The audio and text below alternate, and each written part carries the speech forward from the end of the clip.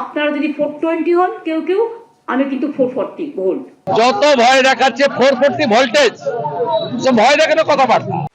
পশ্চিমবঙ্গের রাজনীতিতে কার জন্য স্পেশাল 26 সেটা পরিষ্কার হয়ে যাবে সামনের বিধানসভা ভোটেই। কিন্তু এই 26 নিয়েই এবার ইঙ্গিতপূর্ণ মন্তব্য শোনা গেল মমতা বন্দ্যোপাধ্যায়ের মুখে। 26-এর পর তো এই গভর্নমেন্টই থাকবে না, সেন্ট্রাল গভর্নমেন্ট। ওনার অনেক দিনের স্বপ্ন মোদিজিকে সরাবেন, জীবনে পারবেন না। ইতিমধ্যে এসআইআর বিরোধিতার সুরকে পশ্চিমবঙ্গ থেকে দিল্লি অবধি নিয়ে গেছেন মমতা বন্দ্যোপাধ্যায়। তাৎপর্যপূর্ণভাবে এবার তার মুখে শোনা গেল বিশ্বব্যাপী প্রচারের কথা।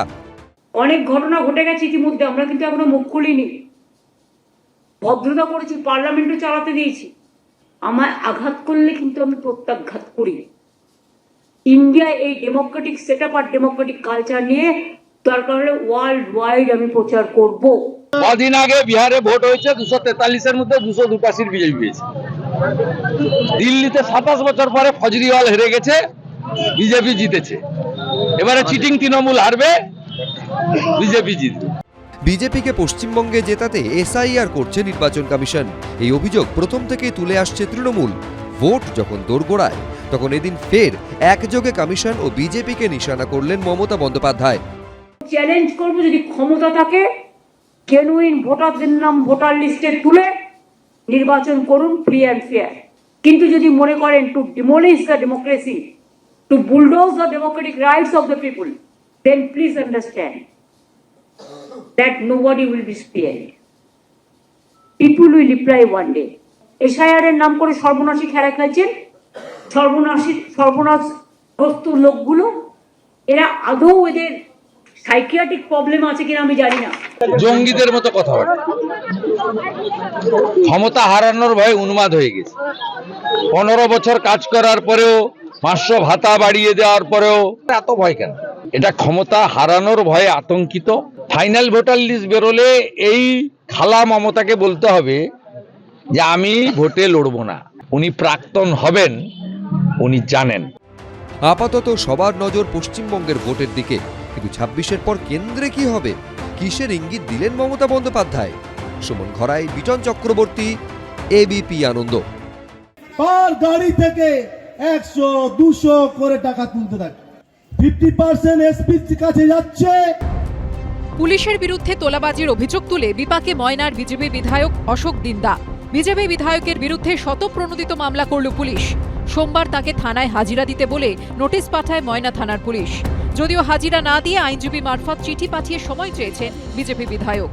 আমি আমার টাইম মতো যাব। ওনারা আমাকে ডেকেছিল 16 তারিখে, আমি বলেছি আমি ব্যস্ত আছি, পারবো না। আমি বলেছি সম্ভাব্য ডেট 25, 26, 27, এই 3টে ডেটের মধ্যে যে কোনো ডেটে আপনি করুন, আমি আসবো।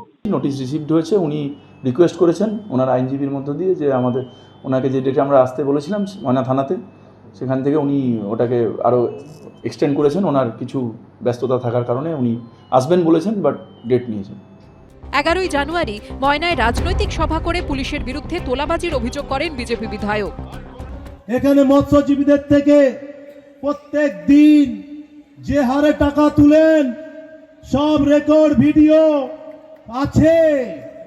সন্ধে হলেই এখানে একটু এগিয়ে গিয়ে 2টো স্কুটি নিয়ে 3টে পুলিশ দাঁড়িয়ে থাকে, 3টে পুলিশ, ঠিক আছে? পার গাড়ি থেকে 100-200 করে টাকা তুলতে থাকে। 50% এই থানায় থাকছে, 50% এসপির কাছে যাচ্ছে, এসপির কাছে 15-20% থাকছে। এরপর 14ই ফেব্রুয়ারি ময়না থানার পক্ষ থেকে নোটিশ দেওয়া হয় তাঁকে।